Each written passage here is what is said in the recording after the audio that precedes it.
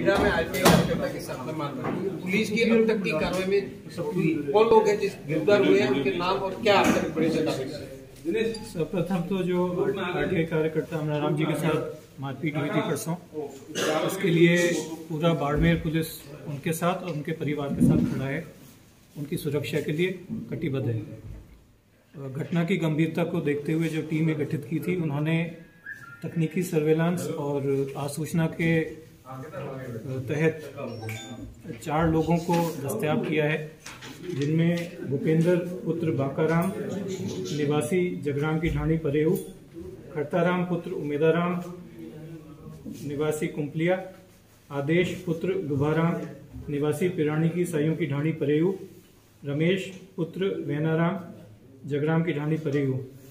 प्रथम दृष्टया जो सामने आया है, अमराराम ने इनके कुछ कार्यकलापों की जो शिकायत की थी, उस पर कार्रवाई होने से ही उनसे रंजिश रखने लग गए थे। उस रंजिशवश इन्होंने बाकायदा प्लान बना के इनको एक स्थान से उठाया, फिर मारपीट करी और फिर वापस उसी स्थान पे छोड़ दिया। इन 4 को दस्तयाब कर लिया गया, इनसे पूछताछ जारी है और घटना में जो प्रयोग स्कॉर्पियो है उसको जब्त कर लिया गया है। तो सर, अभी तक की जो कार्रवाई निकल के सामने आई है, इसमें कुछ राजनीतिक बैकग्राउंड, क्योंकि बताया जा रहा है एक आरोपी जो है सरपंच का पुत्र है, इनमें से क्या अतीत रहा है, क्या वो ऐसी घटनाओं में पहले भी लिप्त रहे हैं, क्या वो आपराधिक प्रवृत्ति के लोग हैं, है कौन ये लोग? इसमें खरताराम उमेदाराम ये आपराधिक प्रकृति के भी हैं और आपराधिक रिकॉर्ड भी है। इनके विरुद्ध 9 मुकदमे दर्ज हुए हैं।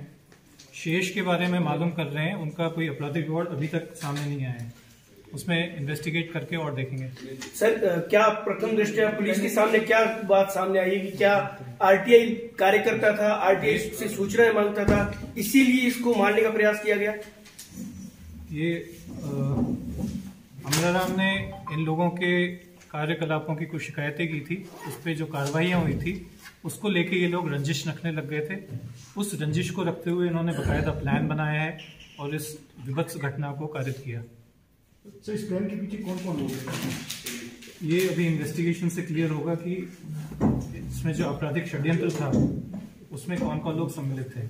अभी फर्स्ट जो जन है जिन्होंने घटना कारित करी है वो हमारे हाथ में आए हैं। सर, इन 4 को कहाँ से गिरफ्तार किया है, या बाड़मेर से किया है या नहीं? और नहीं, इनको परेऊ के पास एक जगह से किया है, सीओ बायतू इनको लेके आए थे, इनकी सूचना मिली थी और टेक्निकल उससे हमें पता भी चला था।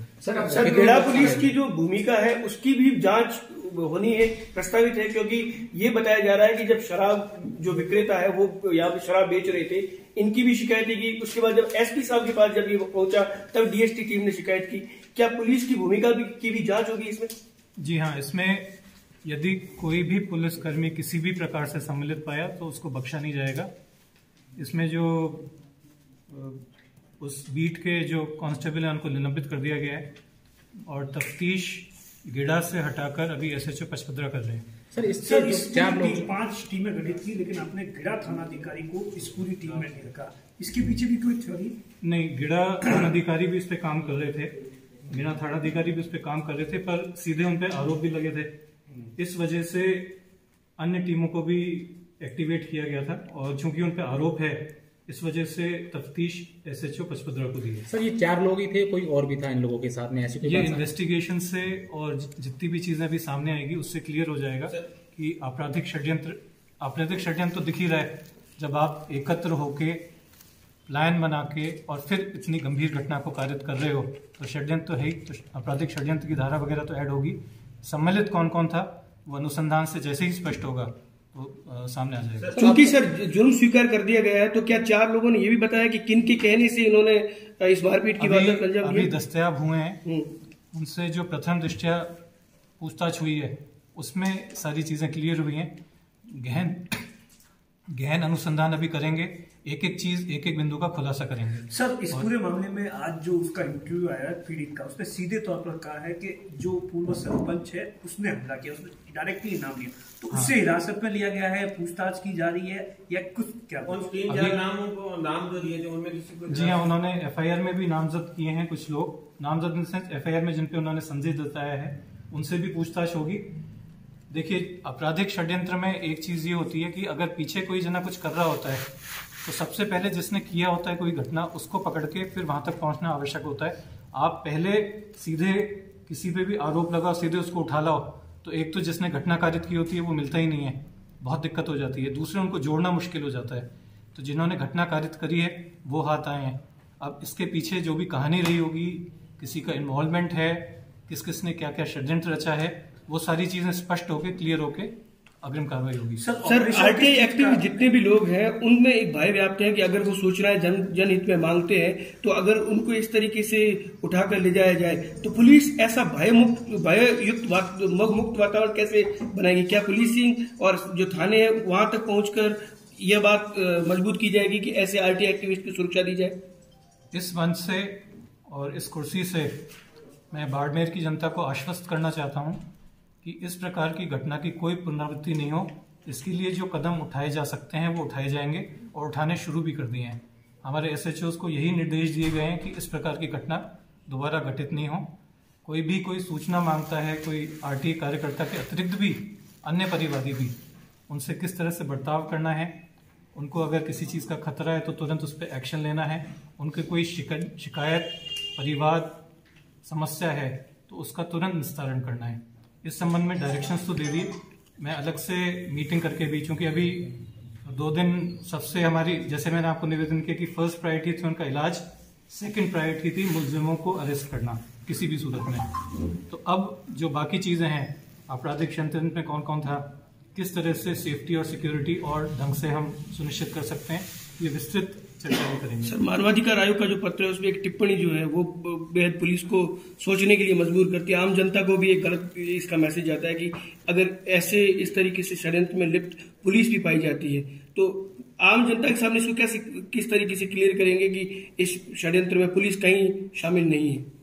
इस बारे में निश्चिंत रहें, यदि पुलिस की कोई भूमिका या कोई षड्यंत्र में शामिल पाया जाता है तो वो एक अपराधी की तरह ही गिरफ्तार होगा, इसमें आप निश्चिंत रहें। दूसरे लोगों की जहाँ तक सुरक्षा की बात है, जैसे मैं बोल रहा हूँ कि हमारे थानों पे भी ये बता रहे हैं और हम जो भी इसमें स्टेप्स ले सकते हैं वो हम लेंगे और लेने शुरू कर दिए हैं। पीएचक्यू और सीएमओ से भी किस चीज का है, उसका जो ऑपरेशन हो रहा है वो क्या? उनकी जो चोटें आई हैं, उनके घुटने के नीचे फ्रैक्चर हैं, हाथ में जो फ्रैक्चर हैं, तो कल उनका ऑपरेशन होगा। कुछ पॉलिटिकल बैकग्राउंड से भी लोग हैं जिनका इस पूरे मामले में इन्वॉल्वमेंट है, या स्कॉर्पियो गाड़ी ऐसा कुछ या कोई काम करके इसमें जो भूपेंद्र सिंह हैं, उनके जो पिता हैं वो सरपंच हैं, तो जी, तो पॉलिटिकल बैकग्राउंड उस हिसाब से तो है ही, पर प्रथम दृष्टया कोई पॉलिटिकल पार्टी, जनप्रतिनिधि ऐसा कोई नाम अभी तक नहीं आया है। अनुसंधान, चूंकि मैं बोल रहा हूँ अभी दस्तयाब किया है, उनसे प्रथम दृष्टया जो पूछताछ हुई है और उन्होंने आरोप जो स्वीकार किया है और जो हमने तस्दीक करी है, उससे स्पष्ट होता है ये लोग थे। अब किसके कहने पे किया, कैसे किया, सूक्ष्म और गहन अनुसंधान किया जाएगा। पीएचक्यू और सीएमओ ने भी आपसे कलेक्टर से रिपोर्ट मांगी इस संबंध को लेकर? जी हाँ, पुलिस मुख्यालय और सीएमओ से हमें रिपोर्ट मांगी गई है। मानव अधिकार आयोग का जो बताया जा रहा है वो सोशल मीडिया से पता चला है, जो चिट्ठी है वो अभी प्राप्त होगी। सर, किन किन धाराओं में मुकदमा दर्ज हुआ और इसमें मैंने एक्यूज को?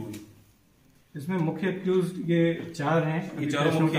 हाँ जी, और 307, 365 इसमें दर्ज है ही, और अनुसंधान से कुछ ज्यादा जुड़ेंगी। एक तो मैं ऐसे ही बता सकता हूँ कि 120 भी तो जुड़ेगी इसमें, क्योंकि प्रथम दृष्टया जो पूछताछ हुई है उससे ये स्पष्ट हो गया। सर, इससे बताया जा रहा है क्रूरता की हदें पार गई, कीलें ठोकी गई, सरिये और पेचकश डाली गई, ये बात भी कहीं स्पष्ट हुई है या?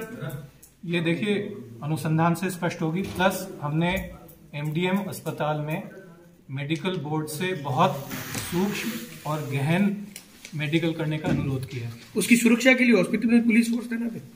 वो जिस जगह पर है वहाँ पुलिस खड़ा तो नहीं हो सकता बगल में, पर पुलिस चौकी है, उनसे बात हुई। आज एसएचओ भी भेजे थे, वहाँ पे गए थे और खुद आईजी साहब उनका हालचाल पूछ के आए हैं। वहाँ से डिस्चार्ज होने पर आगे जो भी समुचित सुरक्षा करनी होगी वो प्रदान की जाएगी। Thank you sir. Thank you sir. नई हिस्ट्री शीट के लिए दिल्ली में क्या प्रॉब्लम?